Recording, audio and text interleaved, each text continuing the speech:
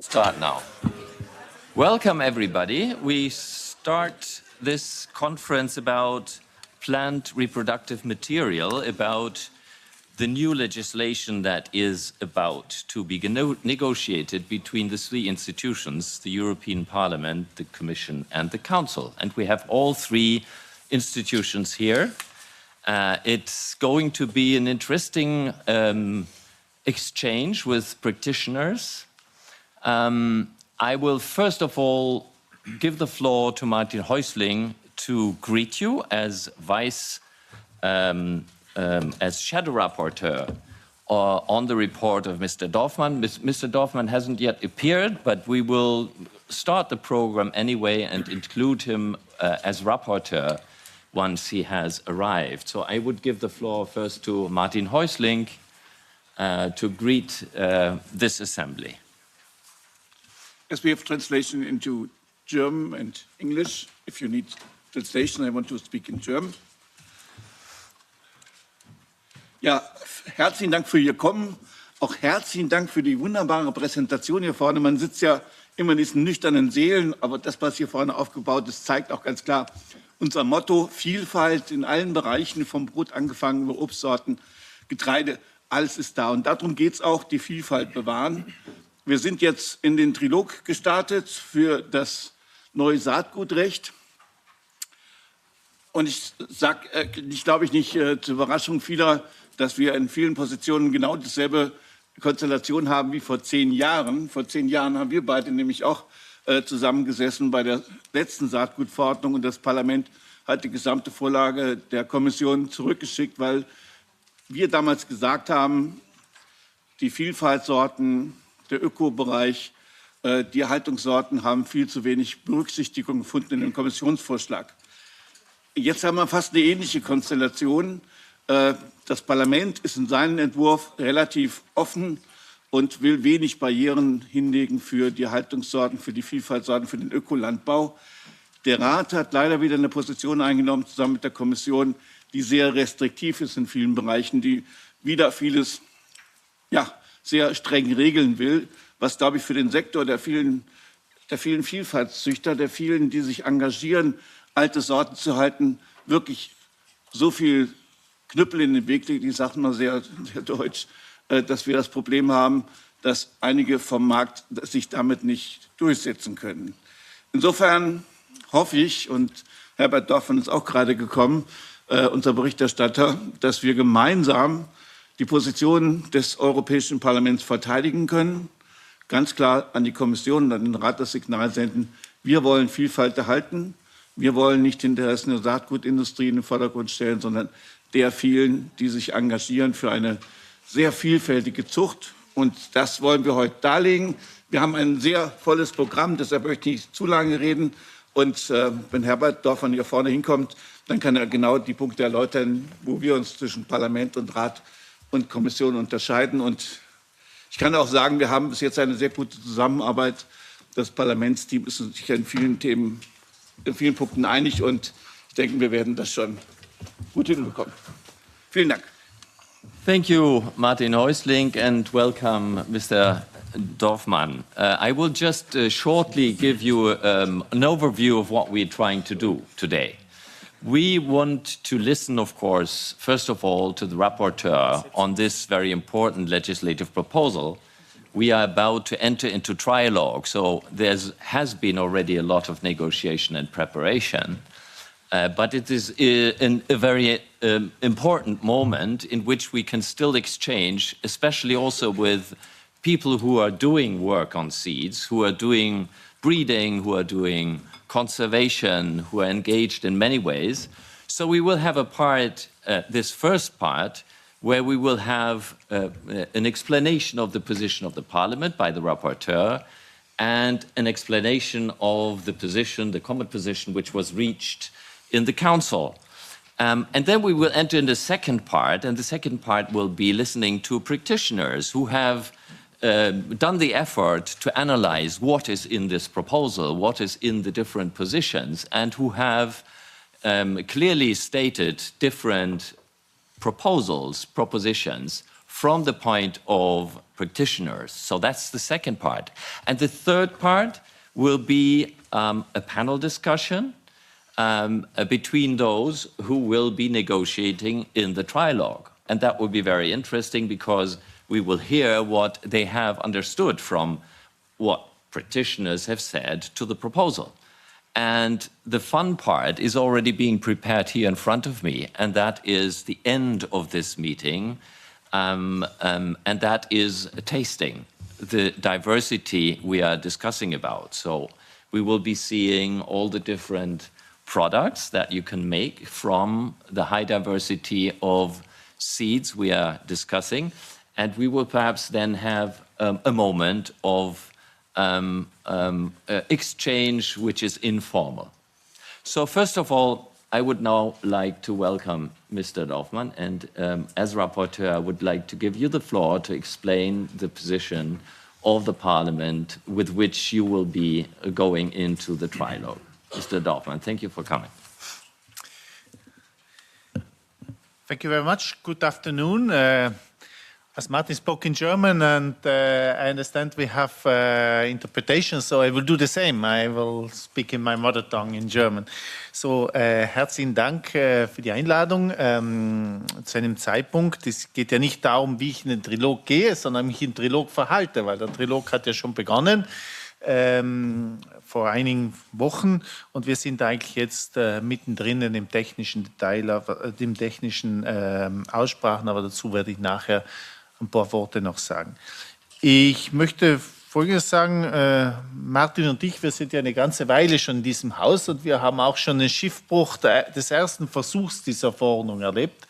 Das heißt, es hat ja bereits im Jahr 2013 einen Versuch der Kommission gegeben, diesen gesamten Bereich des Saatgutrechts, oder eigentlich müsste man richtigerweise sagen, des Rechts über pflanzliches und forstliches Reproduktionsmaterial neu zu ordnen und die vielen Verordnungen und Richtlinien, die heute in diesem Bereich gültig sind, zu 2 Verordnungen zusammenzufassen. Eine über das forstliche Reproduktionsmaterial und eine über das pflanzliche Reproduktionsmaterial.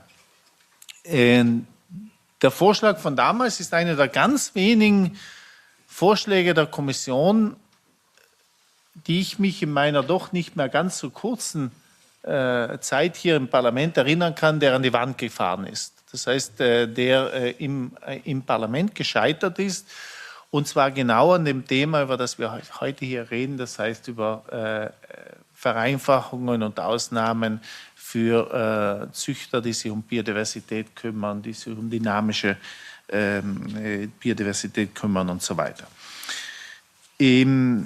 Ich glaube, also bei der Vorlage des Vorschlags war das, diese Situation von damals für die Kommission auch ein bisschen eine Lehre, weil wir deutlich besser gestartet sind als vor 10 Jahren. Das heißt, der Vorschlag der Kommission sieht bereits eine ganze Reihe von Ausnahmen und Regelungen vor, um diesen ganz besonderen Bereich zu regeln. Ich hatte die Ehre und habe immer noch die Ehre, Berichterstatter für beide Dossiers zu sein, also pflanzliches und forstliches Reproduktionsmaterial. Wir haben im Europäischen Parlament in der letzten Plenarsitzung des alten Parlaments, also des im Jahr 2024 ausgelaufenen Parlaments, im April 2024, die Parlamentsposition abgestimmt, und das hat dann doch eine ganze Weile gedauert, bis der Rat eine eigene Position dazu entwickelt hat. Aber wir sind jetzt, würde ich mal sagen, in der entscheidenden finalen Phase. Wir haben die erste Verordnung über das forstliche Reproduktionsmaterial abgeschlossen, einen Trilog-Ergebnis gefunden und auch inzwischen diesem Trilog-Ergebnis zugestimmt. Also der erste Teil ist abgeräumt, und beim zweiten Teil bin ich eigentlich sehr guter Dinge, aber da werden uns nachher die Vertreter des Rates sagen, aber ich bin guter Dinge, dass wir im ersten Halbjahr 2026, also unserer zypriotischer Ratspräsidentschaft, das Dossier schließen können und damit zu einer Einigung kommen können. Ich darf vielleicht kurz einige Punkte vorstellen, wo sich die politisch sensibel sind, und möchte dann schon auf den Teil kommen, der Sie vor allem interessiert, also die ganze Frage der Biodiversität und Umgang damit.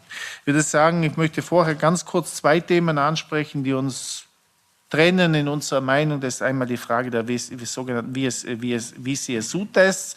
Also es sind offizielle Tests, die Mitgliedstaaten machen, um Nachhaltigkeit von pflanzlichen Reproduktionsmaterial, Samen und Saatgut und pflanzlichen Reproduktionsmaterial festzustellen. Die Kommission hat vorgeschlagen, dass dieser Test zukünftig für alle neuen Sorten gemacht werden muss. Das heißt, wenn eine Sorte beim Sortenamt angemeldet wird, dass dieser Test dann vorher gemacht werden muss.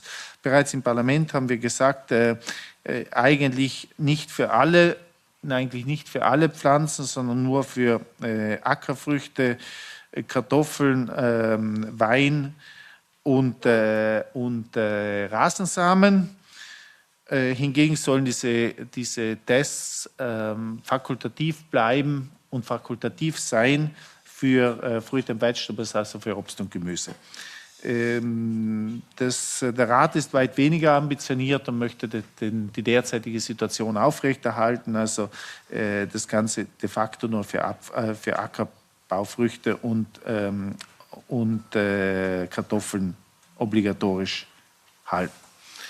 Das nächste Thema ist der gesamte Kontrollmechanismus, also bei allen im pflanzlichen Reproduktionsmaterial, also wenn Saatgut registriert und dann verifiziert wird und zertifiziert wird, gibt es ein Kontrollsystem dahinter und es gibt eine europäische Kontrollverordnung, allgemeine Kontrollverordnung, die sogenannte Official Control Regulation.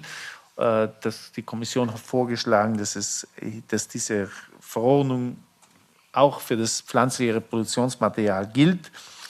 Der Rat sieht das etwas differenzierter, aber ich glaube, hier werden wir eine Einigung finden, dass grundsätzlich diese Verordnung gilt, mit einigen Ausnahmen, spezifischen Ausnahmen, die für pflanzliches Reproduktionsmaterial wichtig sind. Gut, damit komme ich zum, glaube ich, eigentlichen Teil, der Sie interessiert, und das sind die Artikel 26 und folgende, das heißt die Artikel, wo es um Umgang mit alten und auch nicht alten Sorten geht, mit Arbeit, mit Erhaltungssorten und so weiter. Ich glaube grundsätzlich, das Parlament war hier sehr ambitioniert. Das Parlament hat eine ganze Reihe von Ausnahmen vorgesehen und Verbesserungen vorgesehen. Auch hier der Rat ist etwas zurückhaltender, um das einmal gelinde darzustellen. Also da gibt es durchaus einige Punkte, wo wir unterschiedlicher Meinung sind, und ich möchte die kurz aufzählen. Da geht es erstens im Artikel 26 um Erhaltungssorten, also pflanzliches Reproduktionsmaterial von Erhaltungssorten. Und hier haben wir im Parlament das Ganze sehr weit gefasst. Der Rat will diese Sorten auf Regionen beschränken. Ich halte davon eigentlich relativ wenig, weil wieso soll eine Sorte auf eine Region beschränkt werden? Eine Sorte, solche Sorten haben natürlich sehr oft einen Ursprung in einer Region, aber das heißt noch lange nicht, dass sie in anderen Regionen nicht angebaut werden können oder der Anbau keinen Sinn ergibt. Unverständlich für uns im Parlament ist auch die Position des Rates im Artikel 27. Dort geht es in dieser gesamten Frage der Ausnahmen um heterogenes Material, also Landsorten. Der Rat hat dort das heterogene Material herausgestrichen. Das scheint mir nicht logisch zu sein. Also viele dieser Sorten sind Landsorten, die aus heterogenem Material bestehen. Das heißt, es sind natürlich nicht reine Sorten, sondern es ist sehr oft heterogenes Material, das ja auch dann den Vorteil bietet, dass es durch die genetische Variabilität dieser Sorten eine hohe Anpassungsfähigkeit an Standorte, an Klima, auch an Klimaveränderungen hat. Und warum sollten wir mit solchem heterogenen Material, wieso sollen wir solches heterogenes Material bei diesen Ausnahmen herausstreichen? Dann ist vielleicht der wichtigste Punkt oder ein wichtiger Punkt die Definition von Dynamic. Und hier lese ich ja das auf Englisch vor, weil ich sie leider hier noch nur auf Englisch habe. Das Parlament hat eine Definition von Dynamic Conservation festgelegt und wir haben im Parlament gesagt, Dynamic Conservation means the preservation of genetic diversity within and between cultivated plant species and includes both in situ and ex situ conservation with the aim of a sustainable use of plant genetic resources and biodiversity in a way and at a rate that does not lead to the long-term decline of biological diversity, thereby maintaining the potential to meet the needs and aspiration of present and future generations. Das heißt, wir haben versucht zu definieren, was wir eigentlich hier unter Dynamic Conservation meinen.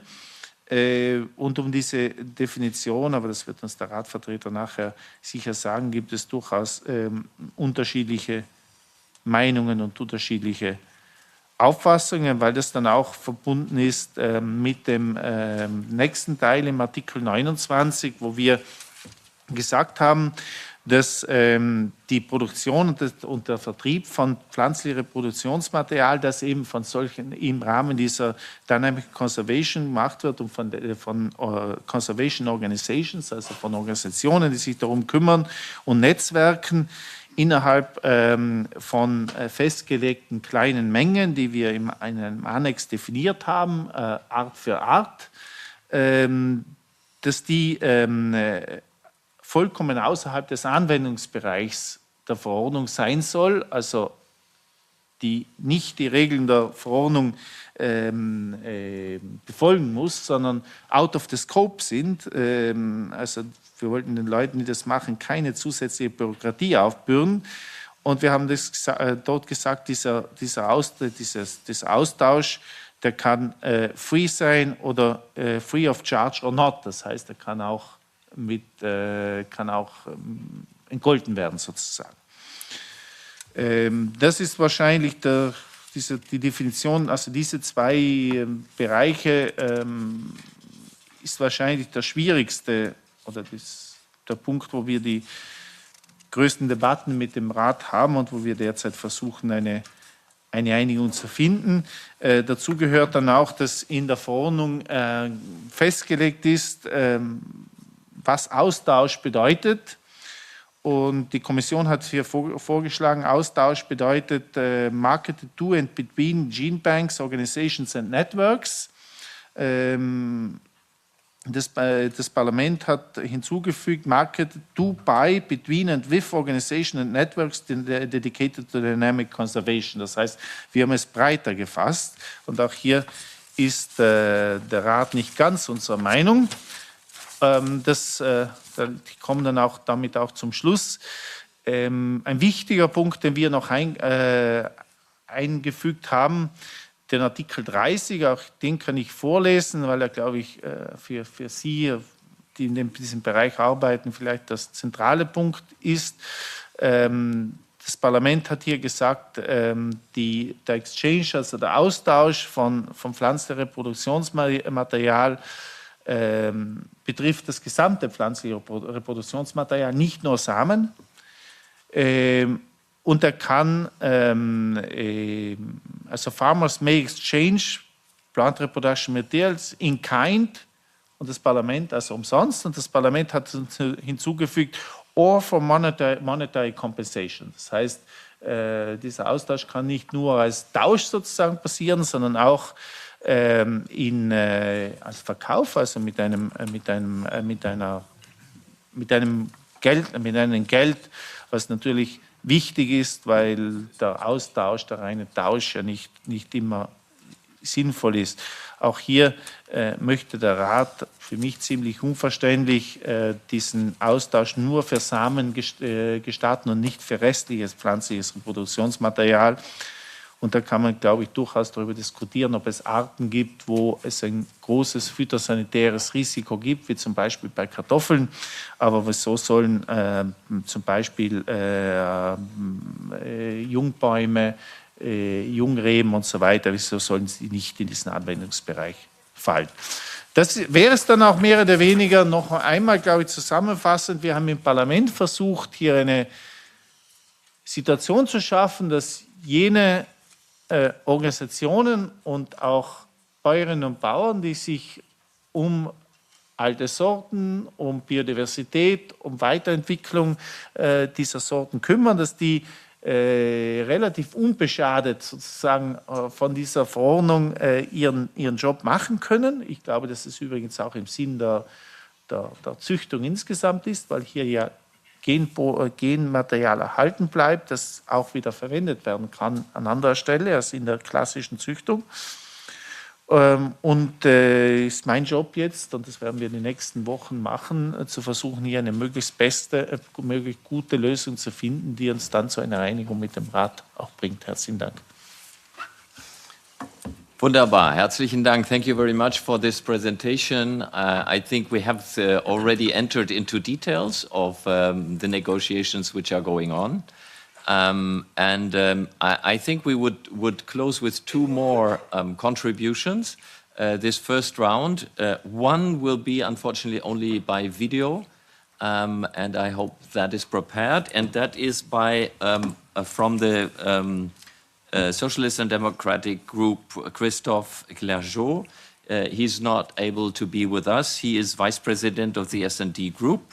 And he is present. He is a member in the Environment and Agri Committee, also in Sante. So he was also responsible as shadow rapporteur on the regulation of plants obtained through new genomic techniques. That's also a point which might be raised today. But I would like to invite, if that's possible, to have the video. Is that ready? I would have been delighted to be here with you. Here we are. Thanks to Martin Häusling for the invitation to present my position. Can you hear? Is that loud enough? The ENVI rapporteur on this file. I would also like to thank Herbert Dorfmann for the good cooperation we have. I think we share the same starting point. Seeds and PRM is a cornerstone for agriculture resilience. When we are dealing with seeds, we are not dealing with a technical issue. We are dealing with the future of agriculture and its capacity to adapt and to address the necessity to be resilient and to tackle climate change.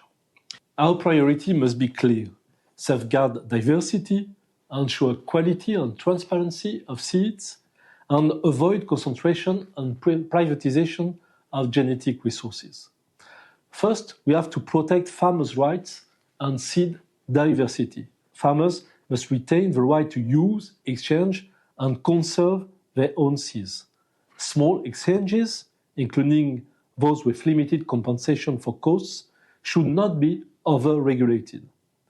We also need to protect dynamic conservation. Conservation varieties, heterogeneous materials, gene banks, these are not marginal issues.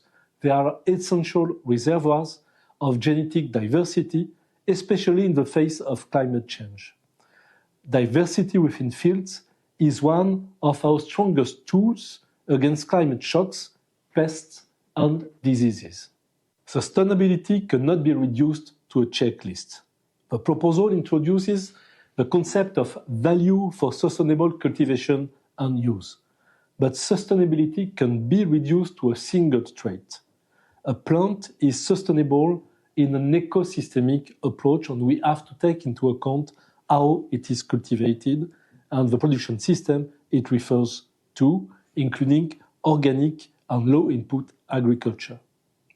The new criteria must not lead to the exclusion of varieties that contribute to biodiversity. We must avoid creating a system that favors uniform industrial models over diversified farming systems. The PRM file is also closely linked to the ongoing negotiation on the NGT regulation. We will have NGT on the market and they will be registered. We need transparency to be guaranteed for full information for all actors. Labeling of seeds must be clear, and sustainability claims must be credible and verifiable. Moreover, we must address the issue of patents. If there is patents on NGTs, we need to share all the informations that allow new innovators and new breeders to ask to openness of patents and to keep open the path for new innovation. And in this perspective, I would prefer to keep the system of plant variety protection that has worked because it balances innovation with access. As you see, when we are dealing with seeds and PRM, we are dealing with the future of agriculture and we are dealing with political choices for our food system. I want to protect the independence of farmers. I want to keep an open access to genetic resources in order to preserve biodiversity and capacity to tackle climate change. And I also want a food system that is not monopolized by a few breeders. I hope the Parliament will act as a team to have good success in this negotiation and to have full benefit for the future of farming and fooding. Thank you. Wonderful, thank you. You see there are three groups who are cooperating in the European Parliament on this file. And it's, I think, as Mr. Dorfmann said, it's a longer tradition that these three groups cooperate in order to create a majority. We heard that the positions of the Parliament are somewhat still in distance to what the common position of the Council is. But perhaps I would like to now ask Mr. Gabriel. You don't have to immediately react to all the things that have been said. I'm sure you have prepared also an explanation of how you got to the Council position and what are your main points. We will later have a possibility in the panel to go more into details. So the floor is yours, Mr. Gabriel. Thank you so much. And I would like to thank Mr. Dorfmann and Mr. Häusling for this kind invitation and all those who worked for this event to take place. I would also like to repeat, like Mr. Dorfmann did, that of course the trialogue process is ongoing for a bit more than 1 month now. And with this opportunity, I would like to thank Mr. Dorfmann and his team for the cooperation, with the good cooperation that we had so far. A cooperation that also makes the presidency optimistic that we could be able to deliver this very important legislation during the Cyprus presidency. So having said this, I'm pleased to be here with you today to present a little bit of the Council's position on the proposed regulation on plant reproductive material. This proposal forms part of the Commission's broader package on sustainable food systems and aims to modernize and simplify the current legal framework governing the production and marketing of seeds and other reproductive material across our Union. The Council mandate builds on the Commission proposal and seeks to strike a careful balance between three key objectives. First, we want to ensure high-quality plant reproductive material for farmers and the entire agri-food chain. Second, we want to safeguard plant genetic diversity and support biodiversity. And third, reducing administrative burden and improving clarity and coherence of the rules for operators and national authorities. Safeguarding plant diversity has been a central consideration in the Council discussions. The Council fully recognizes that PRM is the foundation of our food system. The diversity of seeds and varieties is directly linked to resilience to climate change, to pests and diseases, and to evolving market and consumer demands. In this respect, the mandate reinforces provisions that facilitate the conservation and sustainable use of plant genetic resources. In particular, the Council supports clearer and more workable rules for conservation varieties and amateur varieties. These categories are essential to ensure that traditional, locally adapted, and regionally significant varieties can continue to be marketed under proportionate requirements. The objective is to maintain genetic diversity in farmers' fields and gardens while preserving traceability and quality standards. The Council mandate also addresses the need to facilitate innovation and adaptation. We support a framework that allows the marketing of heterogeneous material which can contribute to greater genetic diversity within crops and enhance resilience under changing climatic conditions. At the same time, it ensures that minimum standards of identity, health, and quality are respected so that farmers can rely on the material they purchase. Another important element of the Council's approach concerns proportionality. We worked, as the rapporteur said, for a long time. It's not always very easy for 27 different authorities to align to one single position. So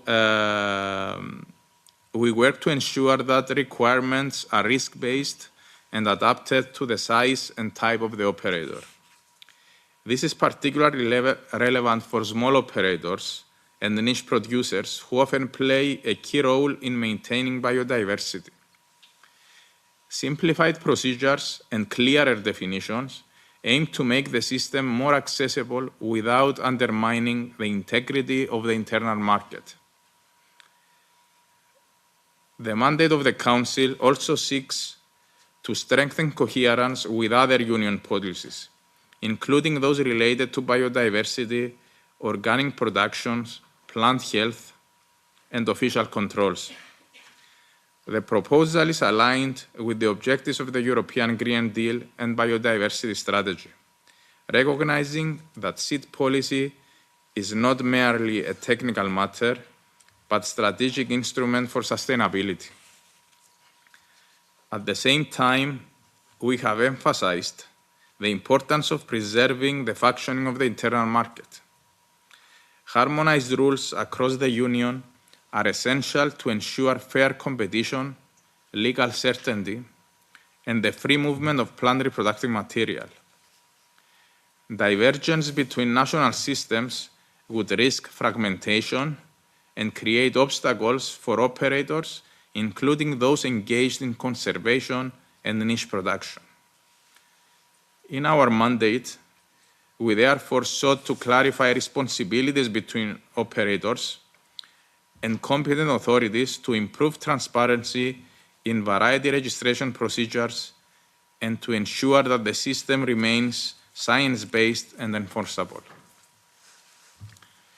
In conclusion, I would like to say that we believe that the Council position reflects a balanced approach, supporting biodiversity and genetic diversity, enabling innovation and adaptation, safeguarding quality and plant health, and maintaining a well-functioning internal market. We look forward to continue engaging constructively with the European Parliament during the currently ongoing interinstitutional negotiations. Our shared objective is clear: to deliver a modern, coherent, and forward-looking framework for plant reproductive material that contributes to resilient agriculture and the long-term safeguarding of plant diversity in the European Union. A bit earlier, the rapporteur referred to specific points of the Parliament position. Of course, we are in the process of the negotiations. Even this morning, we had a technical meeting, and yesterday as well. We have arranged for a lot of meetings in order to be able to conclude to a result that not only the Council and the Parliament envisage, but a result that will be in the benefit of all the actors of this sector. It's a result that they have been long waiting for. The rapporteur reminded that this is not the first time that the EU is trying to legislate this sector. So we need to make sure that the result is one that will give us the opportunity to contribute to this sector for the next 30 or even more years. Thank you. Thank you very much. That is a long perspective indeed. But yes, we've done this first part as an introduction of an explanation of the different positions. We will later have a panel where we come back to details, and maybe we can use that panel discussion to come to conclusions which help the institutions to find a good solution and a good balance. So, but for that, we need a reaction of people who will be dealing with this legislation in practice. So I would like to invite different speakers, and I think you all know those who have prepared themselves. Would you please come to join us here on the panel? Thank you. We will have you back, and we will later also have the Commission, Mr. Flevaris, who will join us to explain the Commission's role and position. So welcome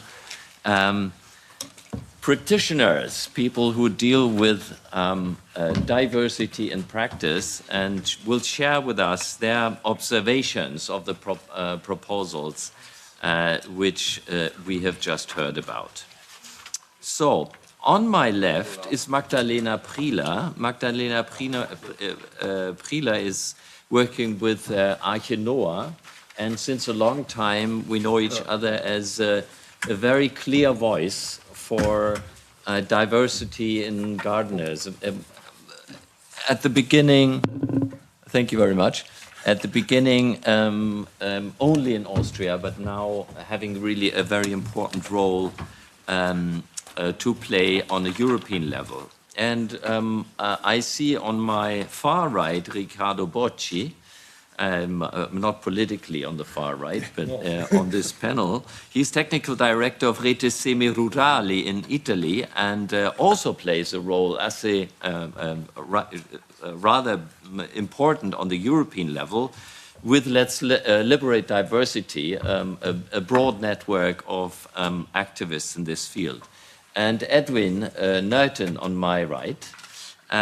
He's the chair of the European Consortium of Organic Plant Breeding. So he's a breeder. He has the experience of what you can do with plant reproductive material and what you can't do, possibly, if the legislation is coming in a certain way. And then on farmers' rights, I will have, is that Chloe?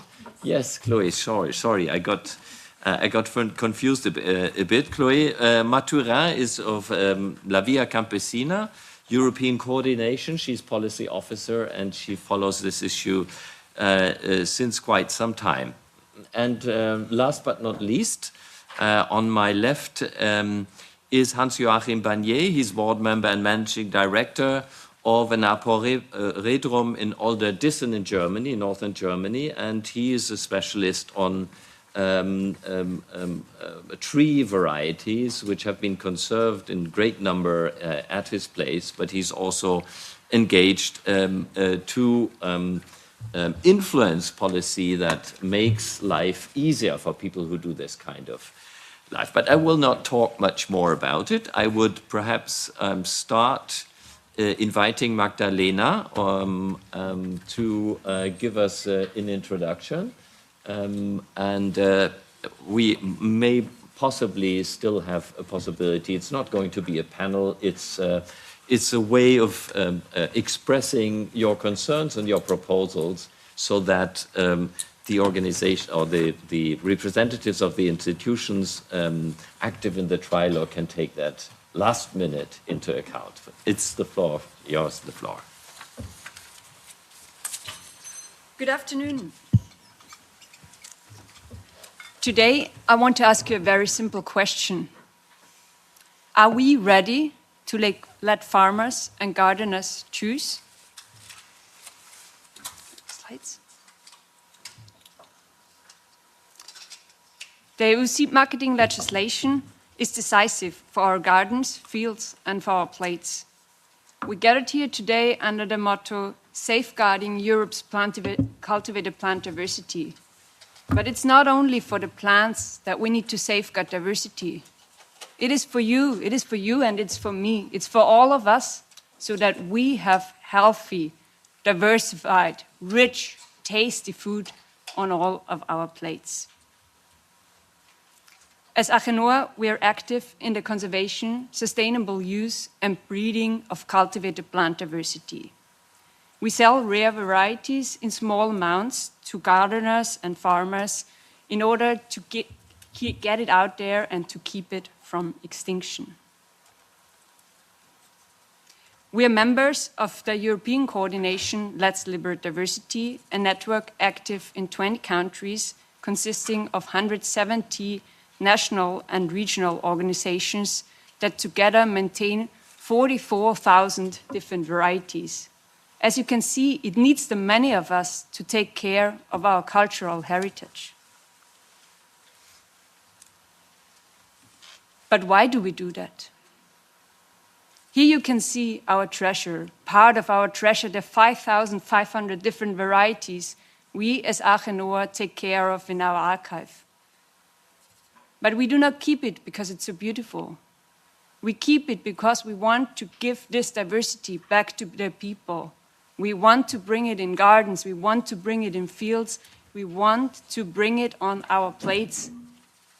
And now with this legislation, the passing on of this diversity, the entire reason why we do our work is endangered. And so I'm very, very happy to be here with you today to discuss viable solutions for that. So what's the problem? Where do we start off? The restrictive marketing legislation that we have in place at the moment jeopardizes agrobiodiversity.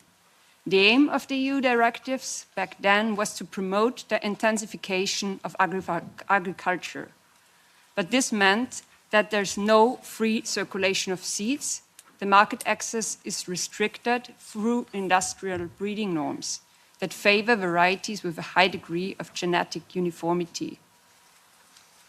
So this system, by design, already comes with very, very negative consequences for crop diversity, which is lost, for farmer seed production, which is sidelined, for micro-enterprises, which are pushed to the side and restricted in their work.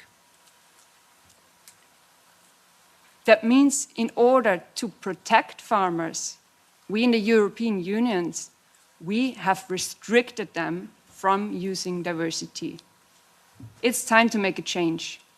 Let them choose themselves what they want to grow.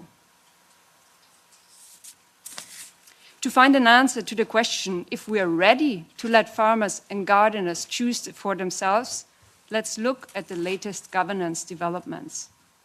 As it was said already today, in 2014, the Parliament rejected a proposed EU seed legislation. 650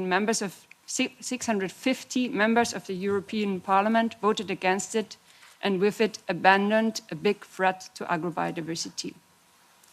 In 2022, the EU organic regulation and with it the provisions on organic heterogeneous material came into force with a simplified notification procedure. And outside of EU legislation, in 2018, the UN Declaration on the Rights of Peasants, including a right to seed, was adopted. Let's also look at what citizens want in order to answer this question. Often when we discuss the file, I hear, well, it's so technical. And yes, it's true, it's a complex matter. But still, 200,000 people from all over Europe supported the petition Raise Our Forks for Diversity. They demand diversity, they want diversity, they want freedom of choice.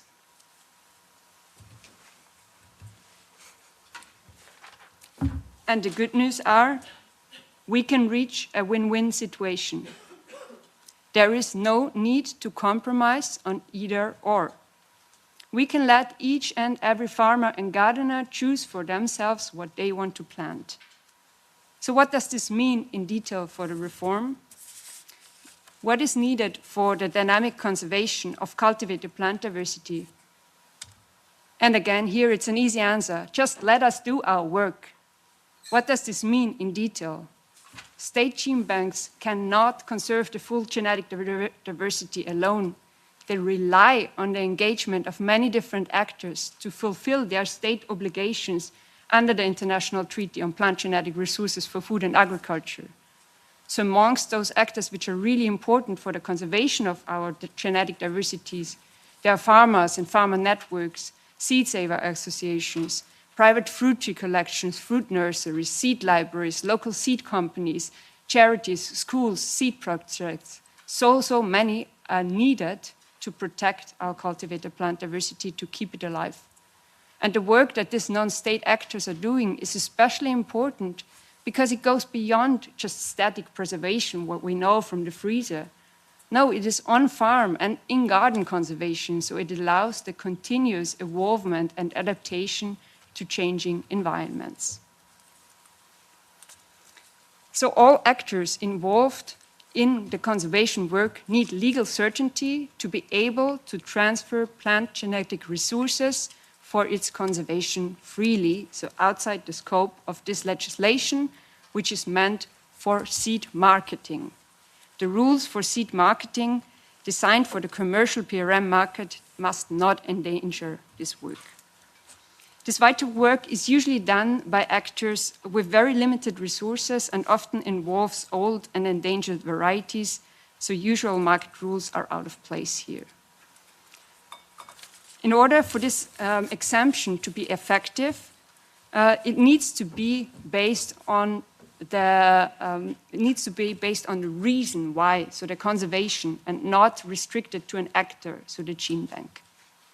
Also, the national gene banks, by the way, they support this general exemption because they know that many actors are needed. The Parliament has proposed quantity limits for conservation work outside the scope of the legislation to prevent misuse or unfair competition. Just to note, many other exemptions from the scope come with no limitations as the ones for breeding, for research, also new exemptions introduced or suggested by the Council on closed value chains.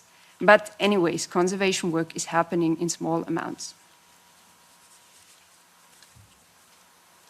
To conclude, in times of warmer climatic temperatures, more extreme weather conditions, and new pests and diseases, the remaining genetic diversity and decentralized local seed production will be our lifeline to provide resilience.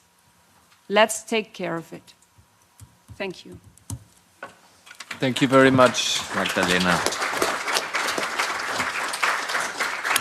It's always a hard job to be timekeeper, but I think we will manage. You have you have in front of you the next speakers. You have in front of you the minutes you are using. Okay. So I think, Ricardo, you already see you will be speaking both on similar things. Yeah, so I know. You share your time. My 8 minutes. So I won't take any of your time anymore. You have the floor. Yeah, thank you very much, Hannes. But I need my presentation. Okay, thank you. So, good afternoon to everyone. I'm Riccardo Bocci. I'm an agronomist, director of Rete Semirurali, the Italian Seed Network. We are a network of 40 organizations, and we are also members together with Arcanoa of the European Coordination Let's Liberate Diversity. And we are also partners with some organizations that are in this room of the European Horizon Project Life Seeding. So I also speaking on behalf of Life Seeding. And the next, please. I will... the next slide, please. Okay, thank you. I will focus my presentation on conservation varieties, and that are one of the most promising category improved by the Commission proposal. In this picture, you can see our field days in an organic farm with our experimental trials on conservation of varieties and organic heterogeneous materials. The next, please. And yeah, okay, sorry, it's late. So, regarding conservation of varieties, as you know, the Commission proposed to open the conservation of variety category to newly bred varieties and adapted to local conditions. Maybe they took into consideration our previous horizon projects like Live Seed and Diversity and Diversity Food when we started in Europe to work on dynamic management of agrobiodiversity. Then the Parliament improved the proposal, introducing the concept of land races that also really science-based. Old and new land races derived by on-farm selection. It also changed the level of diversity of this material, saying satisfactory instead of high genetic level. And then during my presentation, you will see how this adjective is important, it's relevant. Then, the next slide, please. In December, the Council amended the proposal, limiting the category of newly bred varieties only to fruit and vegetable, and adding a new definition of local variety. So that's the situation that we have as now on conservation varieties regarding the three institutions. The next one. Yeah, it's coming. So what we think about the three different definitions? We think that it's important to keep the new text simple as possible. So maybe we discuss a lot about this definition of conservation variety. So maybe we can have one definition of conservation varieties, and then within this definition, we can keep traditionally grown and newly bred. And that's important to keep newly bred also for agricultural species and not only fruit and vegetables. And it's also relevant to keep the scope of this variety. So we have to refer to sustainable use of plant genetic resources for food and agriculture. The next one, please. And why it's important? Because in agricultural self-pollinating species, we see that we need to have a legal space between organic heterogeneous material and uniform varieties, because they are not so diverse, because they are self-pollinating, and so they don't have a category as such right now. This point will be really crucial for self-pollinating species. And so I think that we shouldn't miss the opportunity to make this new regulation, as said before, it will shape European farming system in the future, the most innovative in the world, defining adapted and flexible rules for seed marketing, but at the same time, leaving enough space to diversity and local evolution of varieties farmers' fields. And that's not only a matter of Europe, it will be also a matter of Global South, because Africa, they are copying our seed laws, and they have as many more diversity than us. So thank you very much.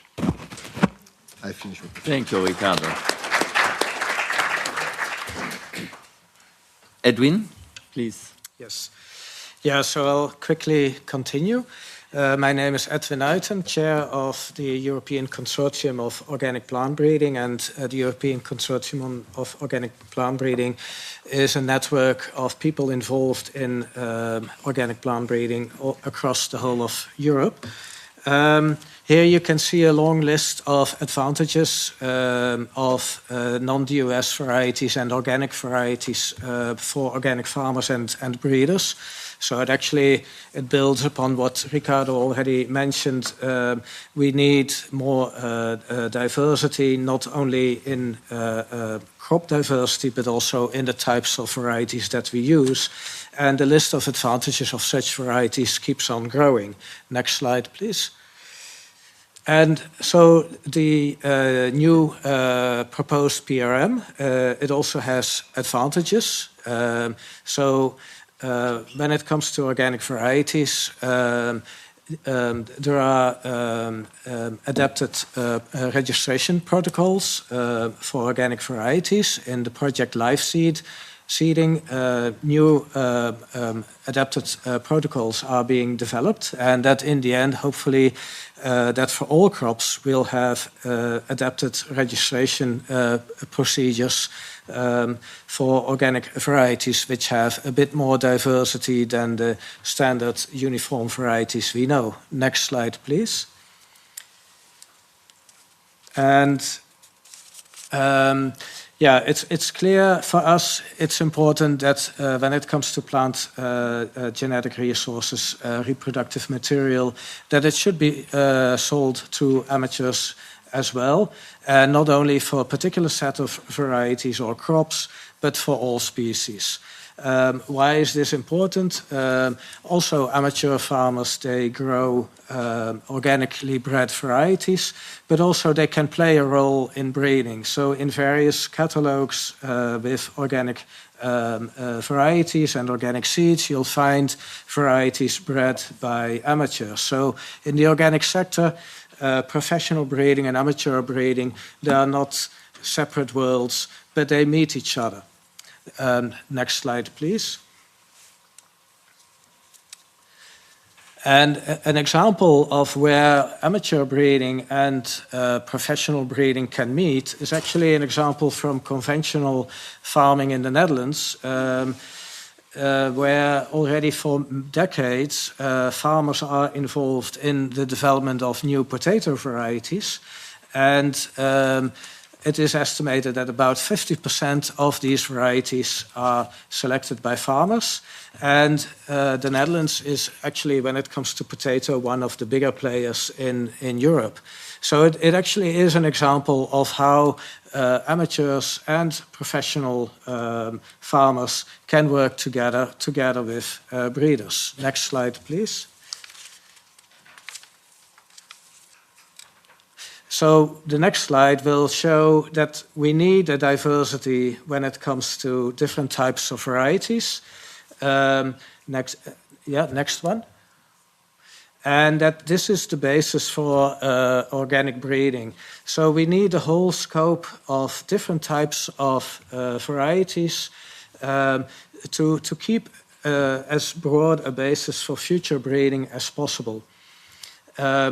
And in a way, I hope the proposed regulation will be able to foster this broad basis for future breeding. Next slide, please. This will then be also my last one. Because this is what we propose as EcoPB, that there are different breeding strategies, and they all have advantages and disadvantages, but together they can strengthen new pathways for breeding, which we need when it comes to food security and also when it comes to climate change and dealing with that. So that I hope that actually the new legislation can actually support fostering diversity in breeding and also develop new pathways for breeding. Thank you very much. Thank you very much, Edwin. And I would like to hand over on the aspect of farmers' rights in all this to Chloé Mathurin. She's a policy officer of the European coordination of Via Campesina. The floor is yours. Thank you. So good afternoon.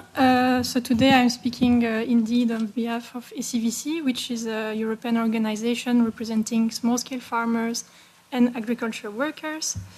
Next slide, please. So today my presentation will focus on the farmers' rights on seeds, which means their right to use, to reuse, to save, to exchange, and even to sell their seeds, which are, as you may know, recognized in several international treaties. So when we talk about farmers' rights on seeds, we are not only talking about the rights, but also we are talking about a necessity, a necessary practice. Because basically those rights are part of what we call farmer seed systems, which are the collective knowledge and practices of farmers on their own seeds. And those systems are really important in a context of declining agrobiodiversity and climate change, to adapt the plant to local growing conditions. It's also very important for the economic balance of the farm. And the exchange between farmers of PRM are really at the core of these farmer seed systems. So this is why I will focus lots of my presentation on this today. Next slide, please. So I would like to explain a little bit what is the situation now with the exchange of PRM between farmers. At the moment, they are not regulated at EU level, which means that there is a diversity of situation in the countries. They are already recognized in various countries, and in many countries they are not regulated, but they are still happening formally or informally. So for the countries which formally recognize them, for example, we have the case of France and Italy. They make a distinction between PRM marketing and farmer seed exchange as peer-to-peer exchange, which is something we think is quite relevant. So now with the draft PRM regulation, the situation that we have is that there is an attempt to regulate them at EU level. And this attempt is Article 30, exchange in kind between farmers, which for us, for ECVC, is quite insufficient. Because, of course, this Article 30 offers some derogations from the requirements of PRM marketing, but in the end, the exchange are still defined as marketing, which means that they are still subjected to the plant health rules of PRM marketing, for example, which can be a bit of a problem because these rules are meant for seed companies. They are extremely costly for small-scale farmers, but also they can be incompatible with the practices of farmers and especially the dynamic management of seeds on the farm. So in practice, this kind of PRM marketing requirement for farmer seed exchange, if there are controls, might lead to a ban of the exchanges. So we consider it could be even a setback compared to the situation that we have today. I would like to add that during the Council negotiation, there were also a lot of debate on this Article 30, and we know that also many member states were not really in favor of maintaining this Article 30 because of the difficulty to control these exchanges at national level. Next slide, please. So here today, because we are discussing a bit what can be done in the trilogue, I would like to really stress what should be included in the regulation to make sure that this right of farmers to exchange PRM is fulfilled. And a lot of these elements actually are also in the Parliament position, which is quite good, and we were happy to see that the Parliament supported this. So, yes, the exchange have to concern PRM, not only seeds. The fact that the Parliament introduced financial compensation is also a very positive element. We also see that there is not really, it's not really relevant to restrict the exchange only at local level. And very importantly, on the quantities, we are not against having quantity limit, of course, to avoid development of parallel market. But these quantity limits, they have to be suited to the needs of farmers, of small-scale farmers for agricultural production. And ideally, they have to be set at national level so that they are adapted to the national context. And finally, I would say this is the most important point for us, is really the fact that this farmer seed exchange should not be subjected to the plant health rules of seed marketing, of PRM marketing, but rather to the plant health rules of agricultural production, which are much more suited to these practices. So now, how to do this in practice? So for Via Campesina, we think that one of the solutions could be to remove Article 30 altogether and to actually exclude those PRM exchanges from the scope of the regulation while continuing to set quantity limits that are adapted to small-scale farmers. Alternatively, if this option is completely impossible, there is also the option to improve the Article 30 with the conditions that I have cited above. But this can be done only in the condition that farmers' exchange are exempted from those plant health rules of PRM marketing.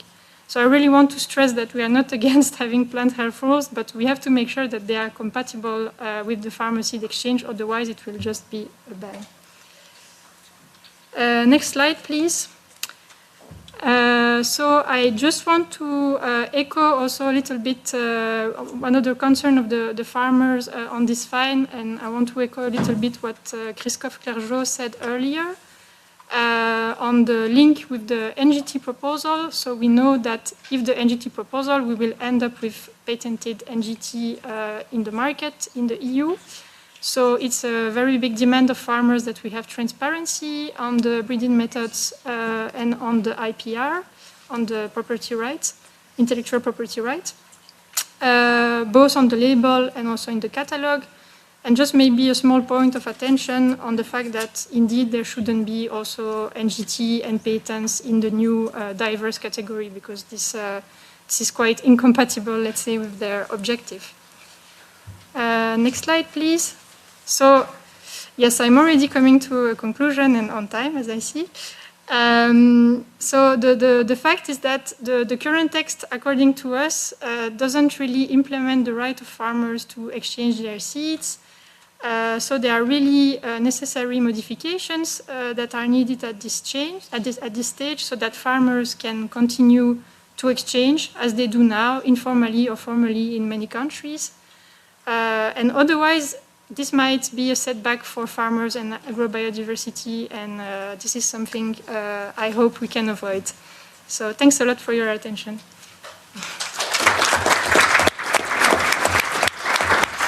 Thank you very much, Chloe, also for keeping the time. And the last speaker will be Hans Joachim Bagnier, and he will be talking especially about the situation for fruit tree growers, and he will speak in German. Ja,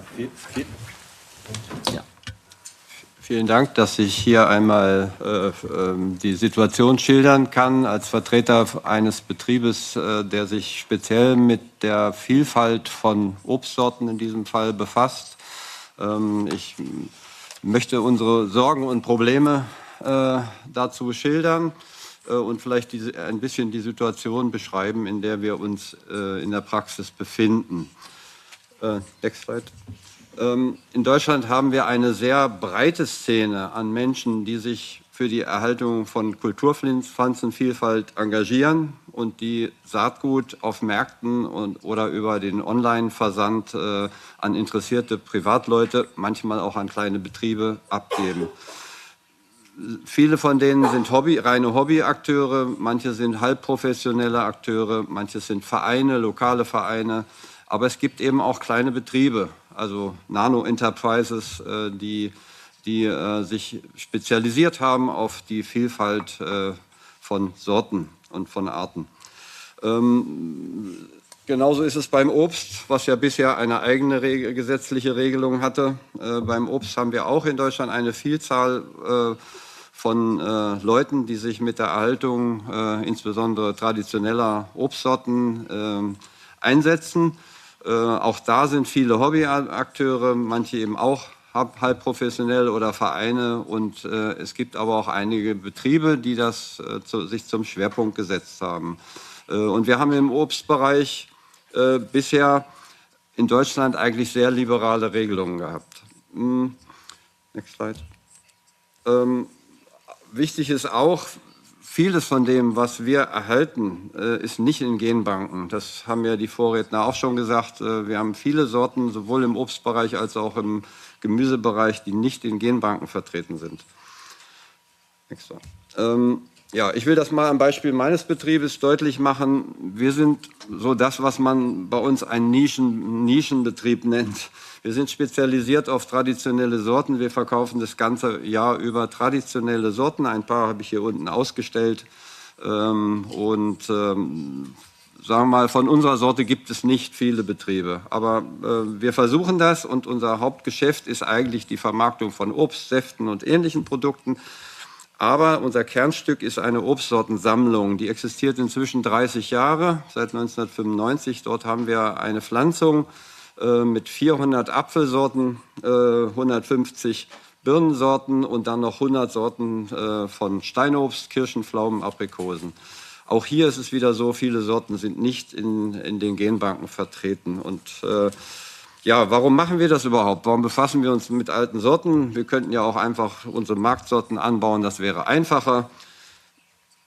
Wir machen das, weil wir festgestellt haben, dass unsere modernen Supermarktsorten relativ hoch anfällig sind für verschiedene Krankheiten. Wir fahren unsere Anlage mit minimalem Pflanzenschutz und da sehen wir eben, mit den modernen Sorten gewinnen wir keinen Krug.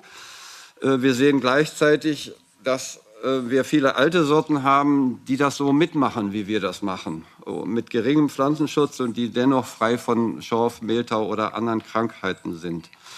Und noch mehr, wir stellen fest, dass diese Sorten von Allergikern vertragen werden. Auch das müsste man ausführlicher begründen, warum das so ist. Wer von Ihnen Allergiker ist, darf das mal heute probieren oder darf sich was mitnehmen. So, weil wir diese Sorten erhalten, werden wir natürlich häufig auch gefragt, können Sie uns nicht Reiser von bestimmten seltenen Sorten schicken? Ja, das machen wir. Wir versenden im Winter immer auch Veredelungsreiser, Skeins for Grafting. Das machen wir nicht nur regional, sondern diese Reiser werden verschickt. Genau, hier habe ich mal ein paar mitgebracht, kannst du mal hochhalten. Wir verschicken die auch ins Ausland teilweise. Wir haben auch anderen Sammlungen aus Österreich und Holland mal schon geholfen, sich Sammlungen aufzubauen, weil wir eben das schon sehr lange machen. Und auch die Deutsche Genbank Obst als Genbank hat auch schon von uns Reiser bekommen. Jetzt ist es allerdings so, dass dieser Teil des Reiserversands, der macht nicht mal 1% unseres Umsatzes aus. Das ist nur sozusagen, das machen wir nebenbei. Das machen wir nicht, weil wir damit viel Geld gewinnen wollen, sondern das machen wir, weil wir der Meinung sind, dass diese Vielfalt erhalten werden muss, weil uns diese Sorten am Herzen liegen und weil wir glauben, da sind viele gute Eigenschaften mit verbunden. Und wir machen auch Öffentlichkeitsarbeit. Das heißt, wir können den Leuten erzählen, welche Eigenschaften diese Sorten haben. Das ist etwas, was die Genbanken meistens nicht tun. Wir halten also diese Diversität lebendig auf dem Acker und haben sie nicht nur kryokonserviert in Kühlschränken. Next one. Wir befürchten, dass uns diese Arbeit zur Erhaltung biologischer Vielfalt mit der geplanten Verordnung über Pflanzenvermehrungsmaterial in Zukunft erschwert wird. Vor allen Dingen alleine schon durch den bürokratischen Aufwand, der entsteht, wenn wir das alles anmelden müssen, wenn wir dokumentieren müssen und so weiter. Das machen wir dann für diese 0,5% unseres Umsatzes. Haben wir dann einen riesen Aufwand. Das kriegen wir personell gar nicht hin. Und Sie müssen sich vorstellen, wir verkaufen nicht 100 Reiser von einer Sorte, wir verkaufen ein Reis von 100 verschiedenen Sorten. Dann können Sie sich vorstellen, was das dann für ein Aufwand ist, wenn wir das alles dokumentieren müssen, anmelden müssen und so weiter.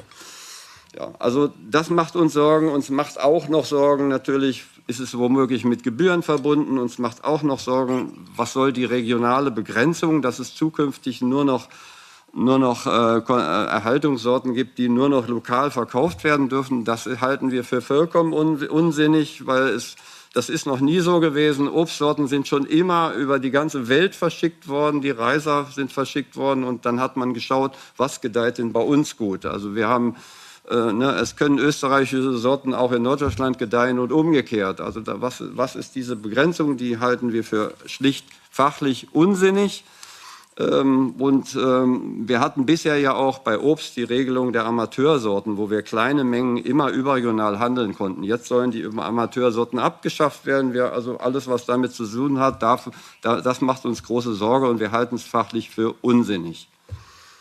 Wir stehen auch mit diesem Problem nicht allein. Eine Umfrage von Arche Noah unter 188 dieser Kleinstbetriebe aus 16 Ländern ergab ja, dass viele gesagt haben, sie schränken dann ihr Angebot ein. Oder Einzelne haben auch gesagt, sie hören dann auf. Mit dieser ganzen Bürokratie machen sie nicht weiter. Deshalb also unser Appell an Sie, schaffen Sie Regelungen, die die On-Farm-Erhaltung biologischer Vielfalt nicht beeinträchtigen. Nehmen Sie nicht nur Genbanken, sondern auch Vereine und auch Nanobetriebe, also auch die kleinen Betriebe, die davon leben, nehmen Sie die auch aus dem Geltungsbereich der geplanten Verordnung ganz raus. Ich sehe da eigentlich keine Alternative, wenn wir die Biodiversität nicht einschränken wollen in Zukunft. Höchstmengenregelungen können auch ein Weg sein, das zu bewerkstelligen. Ja, und nochmal ein Blick, jetzt next one. Ein Blick, um wie viel geht es da? Ne? Wir haben allein im Gemüsebereich in einem einzigen Verein sind 44 Personen organisiert, die sich mit der Erhaltung von 546 Arten Gemüse, Kräuter, Ackerkulturen befassen, und die erhalten 2450 Sorten. Das sind aber eben, die handeln selbstständig, die vermarkten nicht über einen Verein, sondern es sind teilweise Nanobetriebe. Und beim Obst ist es nicht anders. Wir haben 85 in einem Netzwerk vom Pomologenverein, 85 Erhalter, die haben 19.000 Apfelbäume und 5.500 Birnbäume. Und das sind 900 Apfelsorten und 370 Birnensorten. Und davon geben die Reiser ab. Ne?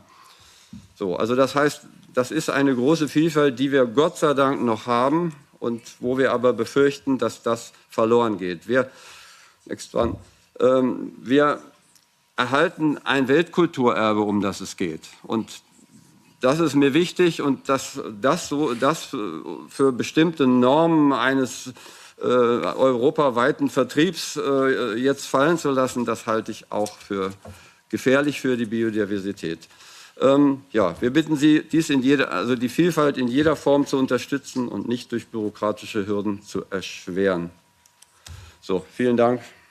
Jetzt habe ich es ein ganz bisschen abgekürzt. Wonderful. Dankeschön. Vielen Dank, Hans-Joachim. And great thanks to all your contributions. We come into the last session and we prepare now for a panel discussion. One of you will stay, and that's Magdalena. And I would like to invite Mr. Dorfmann as rapporteur, Mr. Flevaris from the Commission as representative of the Commission. And I would also like to have Martin Häusling with us. Oh, yes, sure, sorry. Yes, and of course the Council, please. Ja, das kriegen wir doch hin, oder? Also alles mitnotiert. Also 10 Minuten, Viertelstunde haben Sie noch. Ja, super, ist so herrlich. Wunderbar.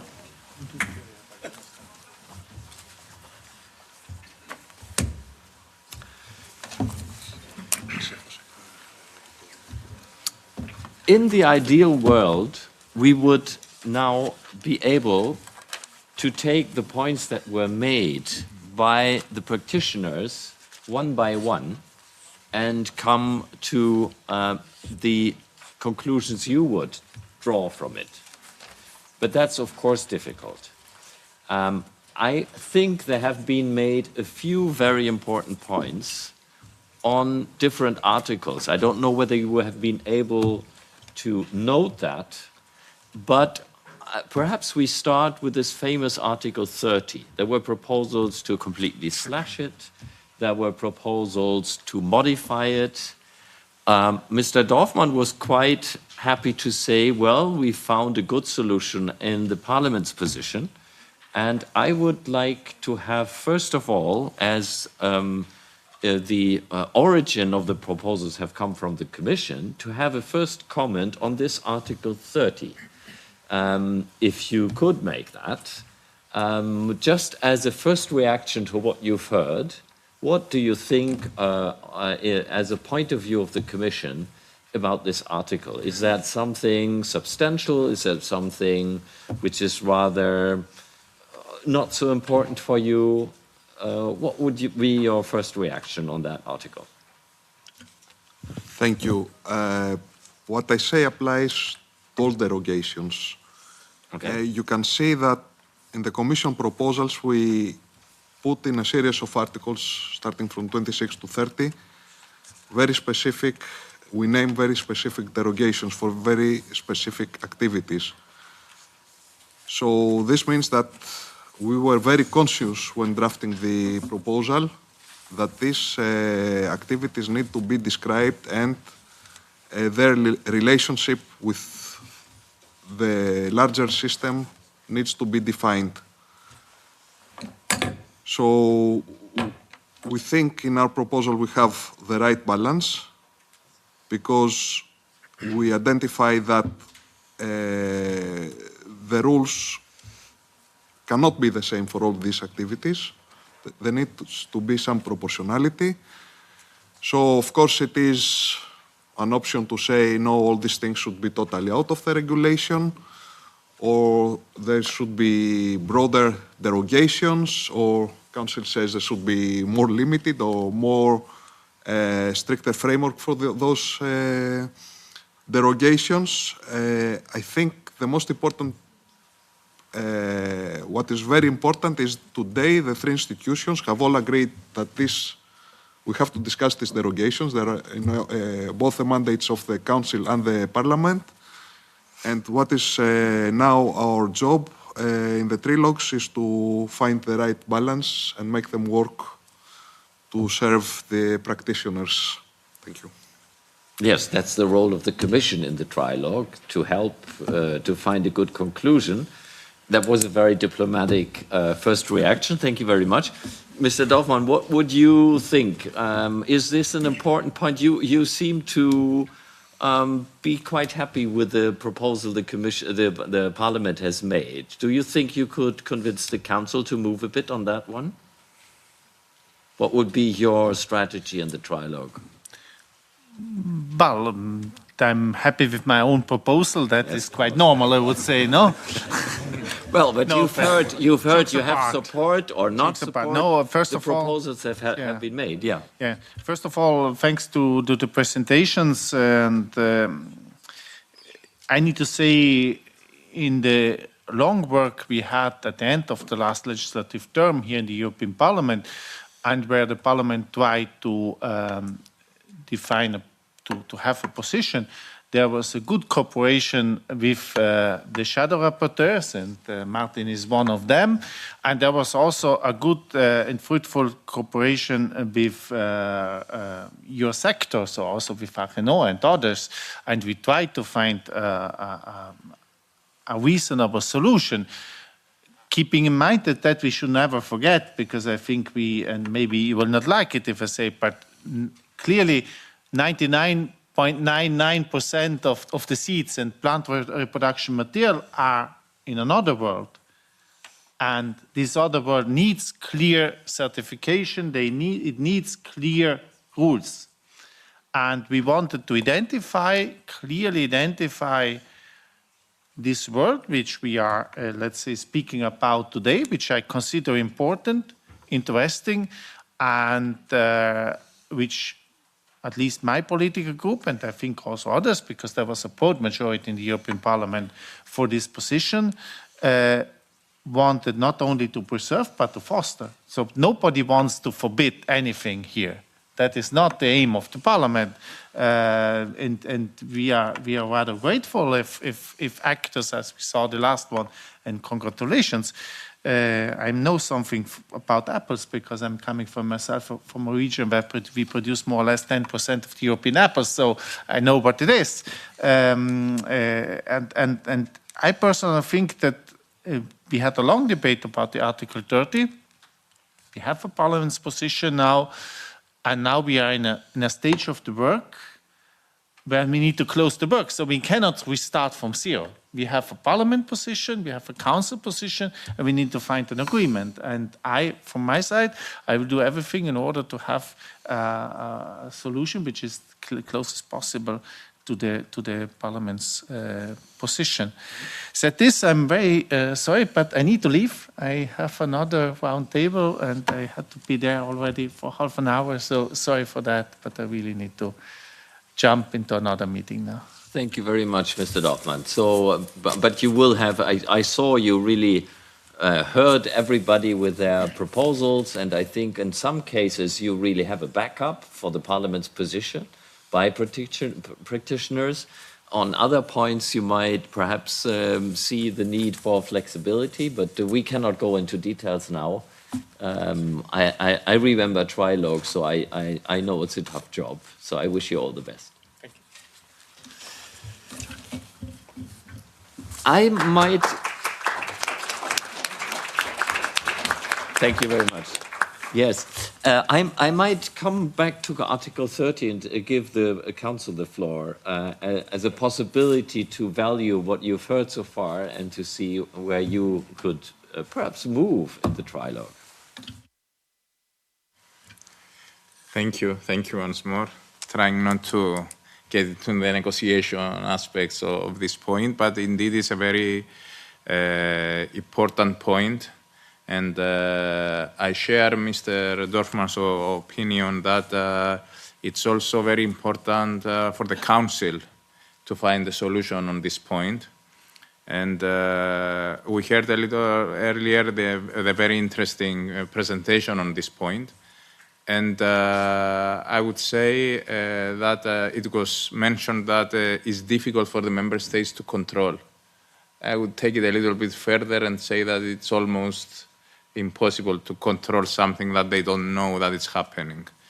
And from the member states' position, I remember the discussions at the Council.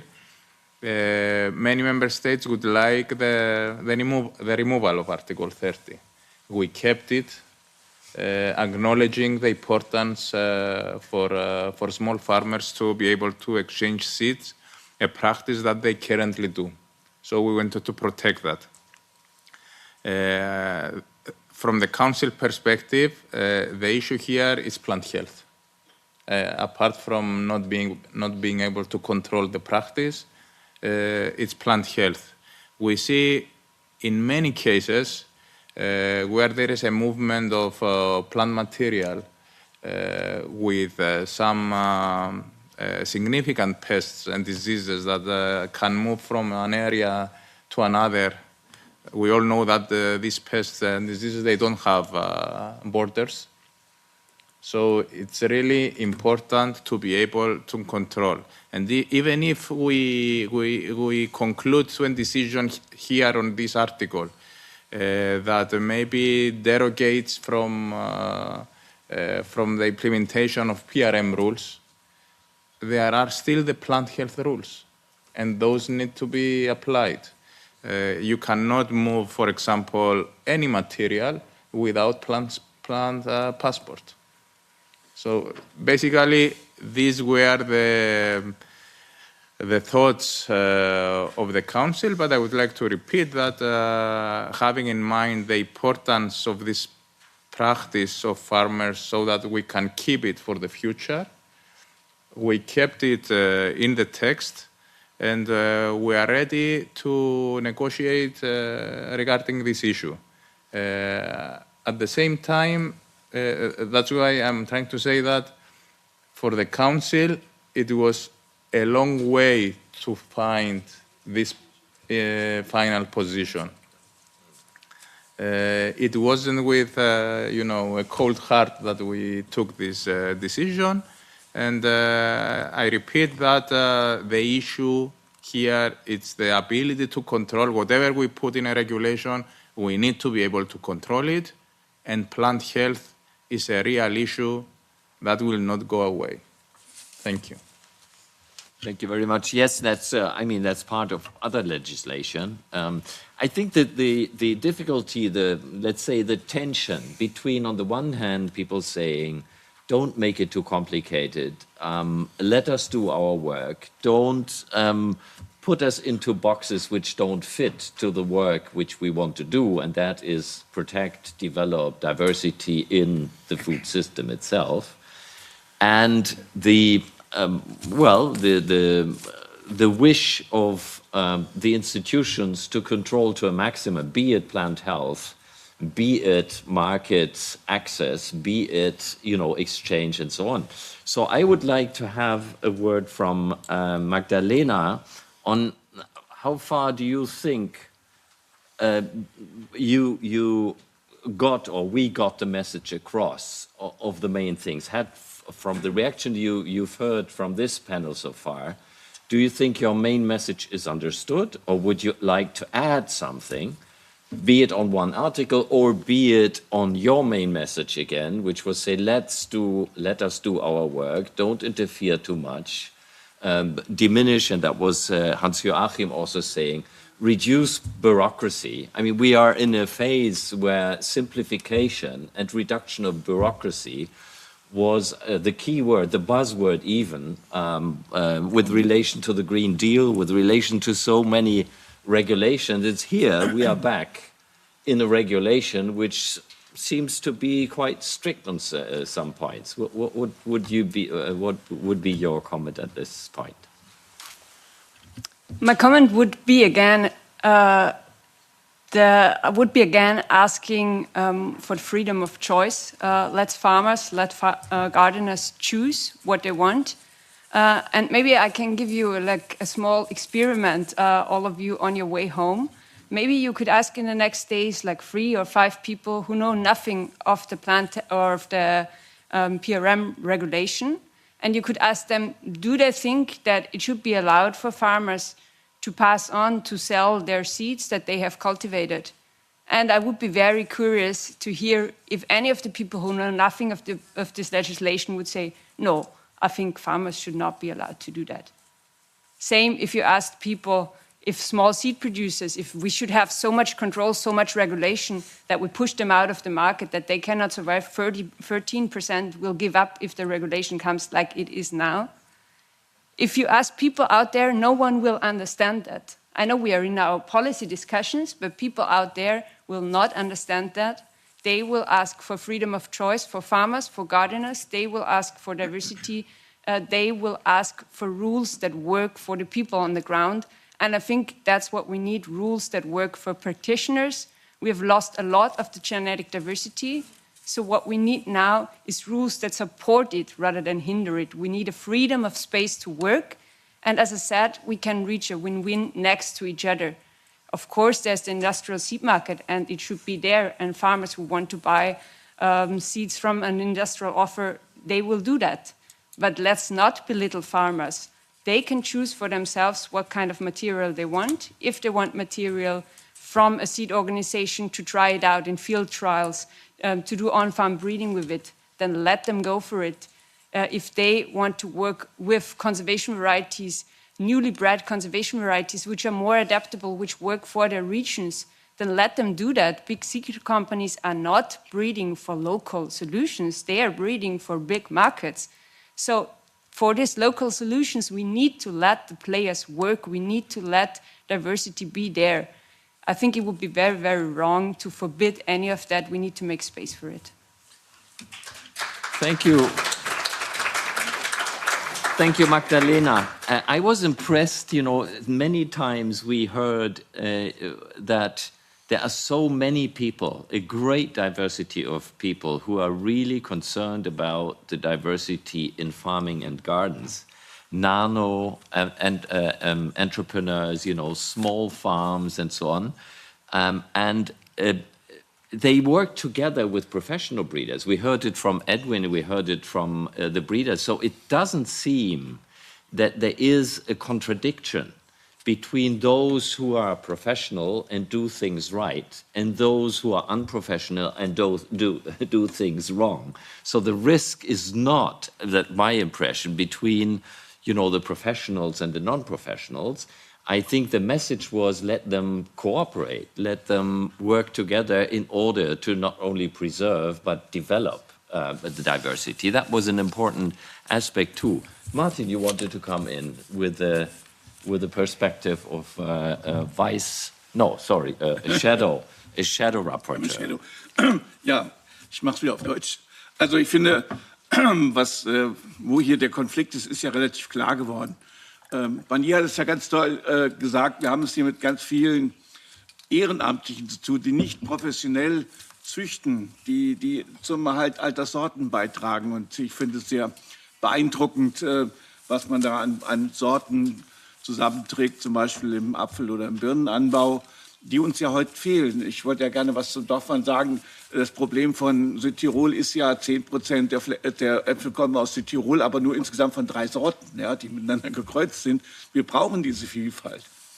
Und wenn wir jetzt gerade denen, die es ja ehrenamtlich machen, ohne großartig was dafür zu bekommen, neue bürokratische Hürden aufbauen, dann werden die sagen, warum soll ich das eigentlich noch machen? Und deshalb genau brauchen wir diese Vielfalt.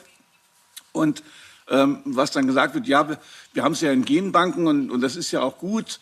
Nee, wir müssen, das ist ja auch in der ersten Runde gesagt worden, wir müssen diese Sorten ja auch wieder auf den Acker bringen. Wir müssen ja auch weiter mit denen arbeiten können. Wir brauchen ja auch diese Mengen, die nicht nur irgendwo im Bunker liegen, sondern wir müssen ja damit auch weiterhin arbeiten können. Auch das machen viele ehrenamtlich.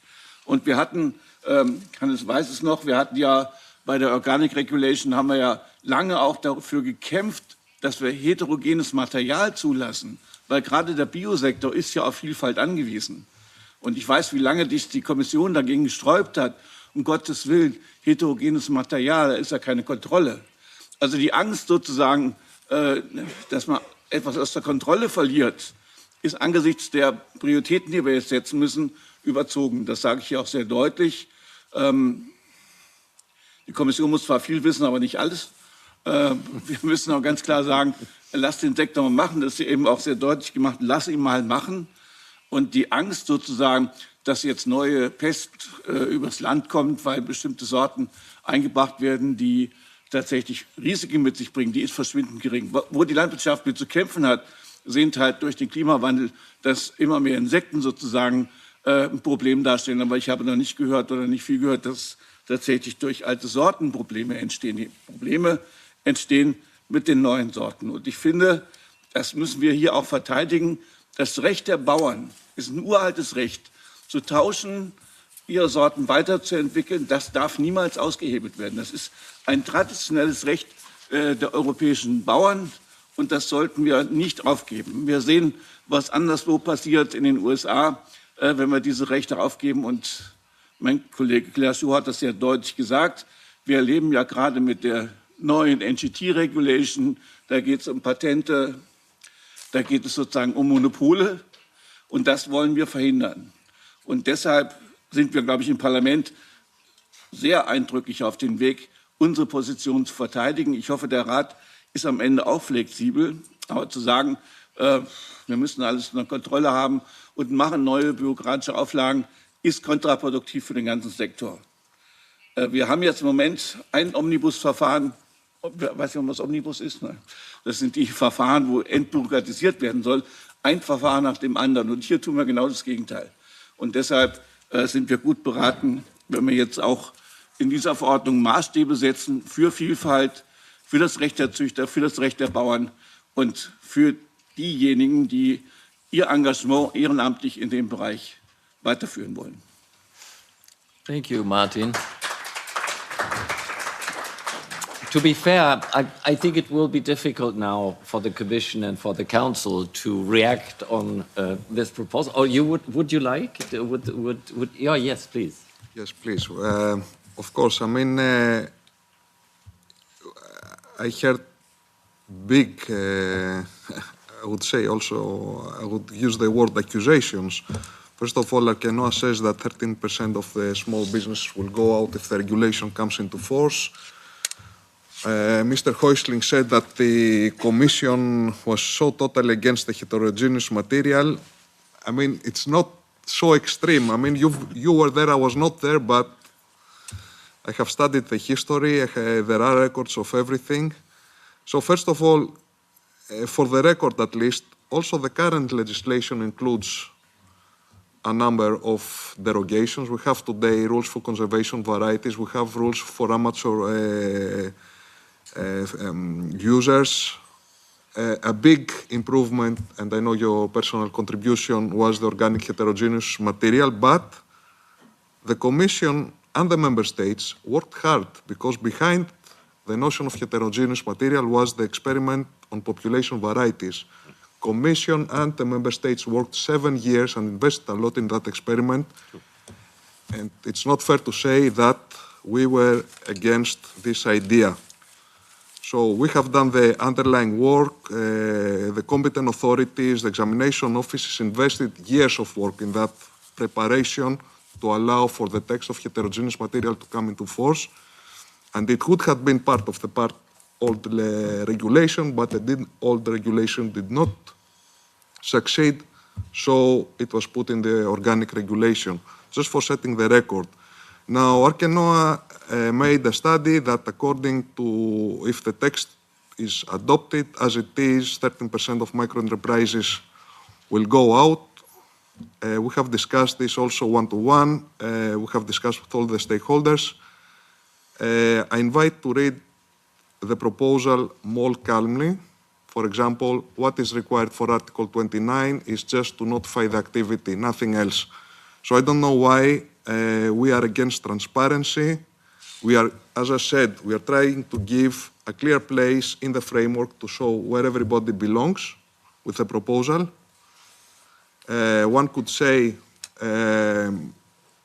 even we are accused that we give disproportionate space with 5 articles to the derogations. But anyway, the proposal gives a specific place, a very broad derogations. Now, as I said, again, the exercise is exactly to agree what is exactly needed and proportionate.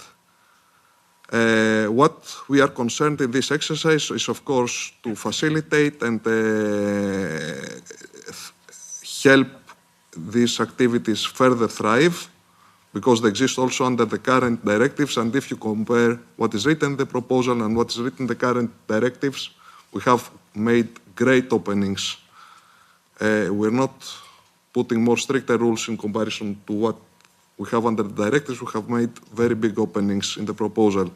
But in any way, we're happy to discuss. I mean, we are in the situation where through the Parliament amendments, we have even more openings to discuss. So this will influence the trilogues and the final result. Our concern always is to have something that is a clear legal text and implementable without, of course, creating any obstacle to any activities, because that was also part of the preoccupations in writing the proposal.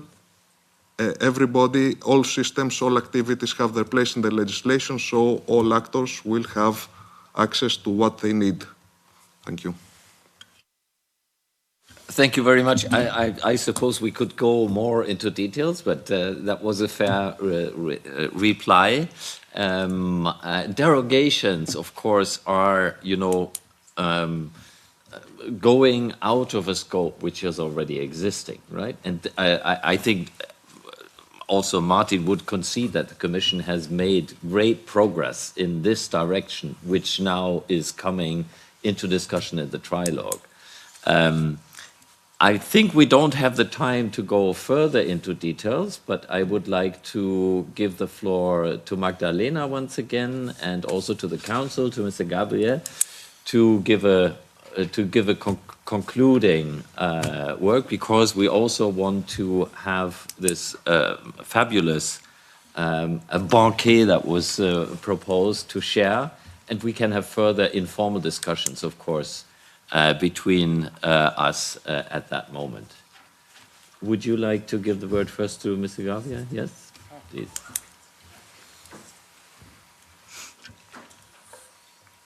Thank you for the floor once more. I mean, I don't know if I have anything to add on these things that we've heard so far. What I would take from this event as a conclusion is that the 3 institutions are ready to negotiate in a way that we can have the best result for all actors. And I mean, from the Council's perspective, repeating what I said earlier when we were talking about seed exchange, I think that we have shown that we are ready to support any kind of solution in a way that we will be able to succeed in finding the best possible result. Thank you very much. Magdalena? I just want to react shortly to small seed producers being pushed outside the market. Of course, there's Article 29, but Article 29 is for seed organizations. So what we are talking about here is not conservation organizations, but really small enterprises like the one Hans-Joachim presented here and like the ones we have many all over Europe. On average, they produce and sell more than 150 different varieties per year. So we really need all the small producers. And for them, there would be new rules for professional operators now. So I'm speaking of Article 41, Article 42 here, and a lot of new burden for them. So we need to find solutions how to simplify them, to take all this burden from Article 41 and 42 away from small producers so they can produce resilience, they can produce our food also in the future. And I think we as stakeholders, so many of us are here today because we do constructively, we are constructively involved in these negotiations, and we want to constructively add to this to these discussions because the work on the ground is really important for us. So we'll continue to do that, but I also have to say we will not hesitate to campaign against it and to really let public know if we see that things are going in a really wrong direction, because for us it's clear that we will stand up for diversity in the fields, on the ground, in the gardens and in our plates. So we need to fight for that. There are many people out there who care for that. And I really hope for all decision makers that they can come together to find solutions for the people working on that on the ground, because that's what we need.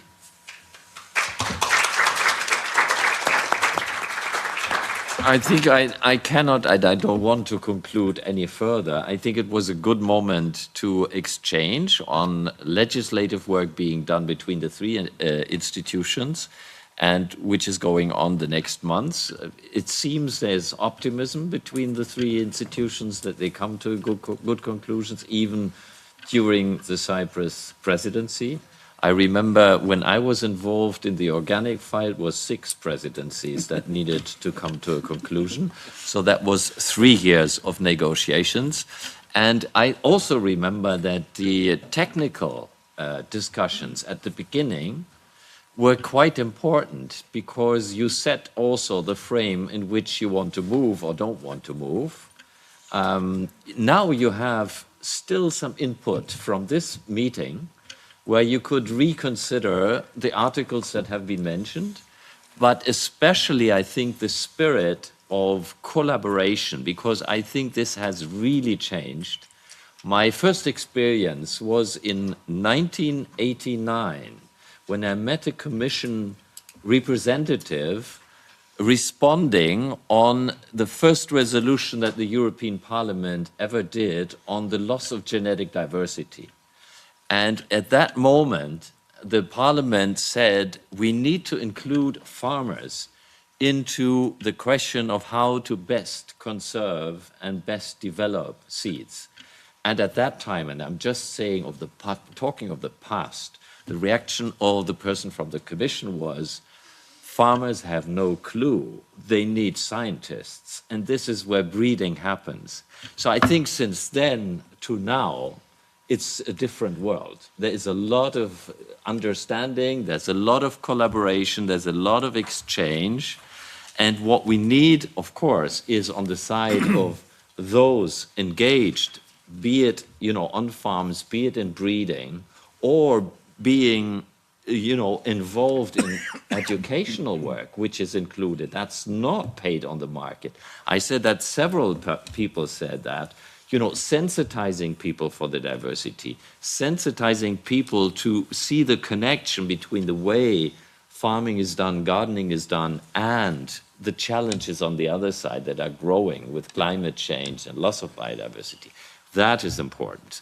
I think I cannot continue with, because I would be very broad, because I've been involved in this for a very long time. But now I think, Magdalena, you should perhaps introduce, no, you would, Paul, exactly. Paul, would you introduce our most important part of this gathering to all of us?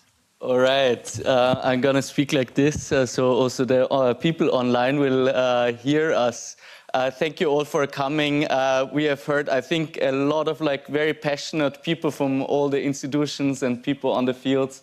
Thanks for all the contributions for today, taking your time during very busy times. Now I think we can all come together to something that we all agree on, which is eating a little bit. So I will introduce real quick our chef who prepared some things, and also a baker who they quickly talk about their philosophy. But you don't have to sit anymore. You can come here, take yourself. We will prepare something, take some drinks, and let's talk a little bit with each other. So thank you all for coming.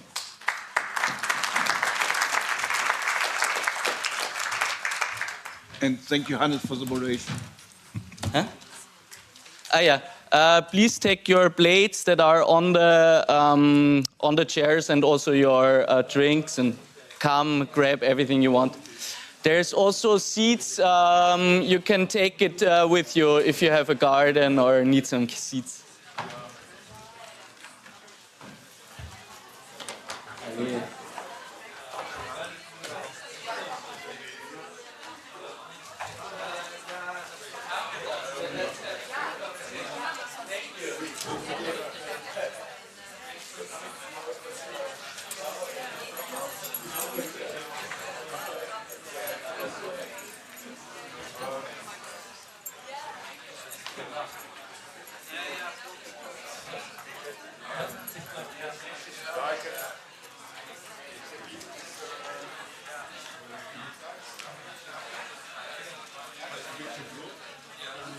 All right. Okay, so who needs to be convinced? Yeah.